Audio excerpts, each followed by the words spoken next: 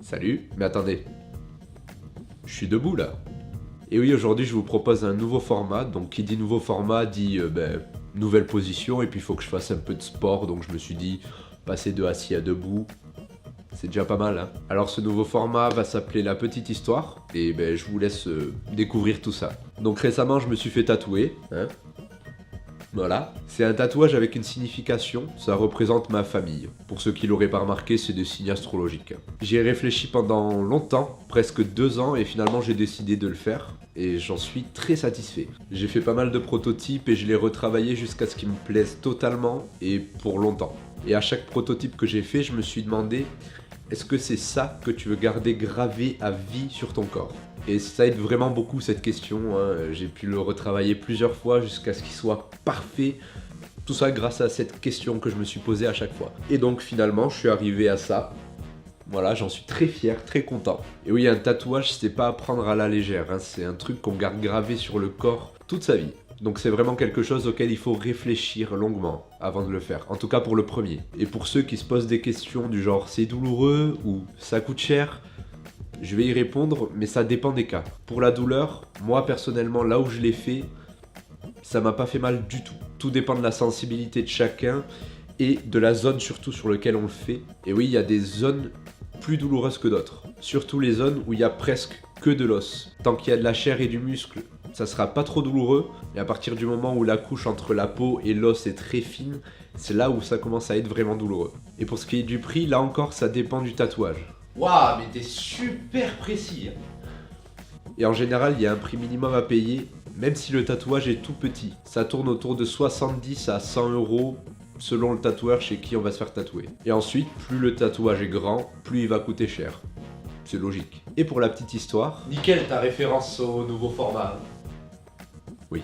Le tatouage existe depuis au moins le néolithique, c'est-à-dire 8000 ans avant Jésus-Christ. C'est pendant la préhistoire en gros. On a découvert un homme des glaces gelé dans les Alpes italo-autrichiennes qui avait des tatouages le long des lombaires et sur les jambes. On a également trouvé des momies égyptiennes tatouées datant de 3000 ans avant Jésus-Christ, puis encore 3 autres momies égyptiennes tatouées datant de l'an 2000 avant Jésus-Christ, etc. Donc c'est une pratique qui date pas d'hier, il n'y a rien de vraiment nouveau sur ce point-là. Comme vous le savez sans doute déjà, les tatouages sont utilisés de plusieurs manières. Il y a certains tatouages qui sont religieux, il y a des tatouages qui sont esthétiques, il y a des tatouages qui sont significatifs pour la personne qui s'est fait tatouer. Mais les tatouages étaient aussi utilisés pour catégoriser les personnes. Alors attention là, ça va partir très loin.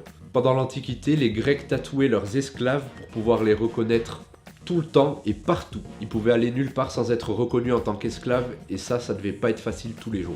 Et j'apporte un sujet que tout le monde connaît, les nazis. Alors les nazis, ils tatouaient les déportés au camp de concentration pour pouvoir les identifier. Oui, comme des animaux. Et oui, les tatouages sont aussi utilisés pour identifier les animaux d'élevage, mais aussi les animaux domestiques pour pouvoir les ramener à leur maître quand ils sont perdus. Mais bon, on va passer maintenant à la méthode d'administration. Alors selon les méthodes traditionnelles, les tatouages sont faits avec des outils bien aiguisés. En général, ils sont faits en os. Mais au Japon, il s'agit plutôt d'une aiguille fixée au bout d'un manche. Peu importe, tant que c'est maniable, pointu et que ça pénètre la peau. Puis on trempe l'aiguille dans l'encre et on plante dans la peau, tout simplement. Mais vu que ces outils étaient assez grossiers, ça faisait très mal et ça prenait beaucoup de temps. Et nous de nos jours on s'est dit pourquoi pas rendre ça plus rapide et moins douloureux. Donc Samuel O'Reilly a inventé le premier dermographe électrique à New York et l'a breveté le 8 décembre 1891. Merci Samuel. Oui, c'est cette fameuse machine qu'on connaît qui fait un bruit de brosse à dents électrique et avec laquelle on se tatoue aujourd'hui. Et grâce à cette machine, non seulement le tatouage est beaucoup plus rapide et moins douloureux, mais il est aussi beaucoup plus précis. Parce qu'il faut injecter l'encre entre le derme et l'épiderme, soit entre 1 à 4 mm d'épaisseur sous la peau, selon les personnes et selon l'endroit.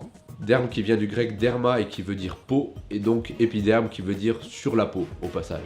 Voilà, j'espère que ce nouveau format vous plaît. Moi je vais continuer à en faire sur la chaîne, et en attendant je vous souhaite une bonne continuation.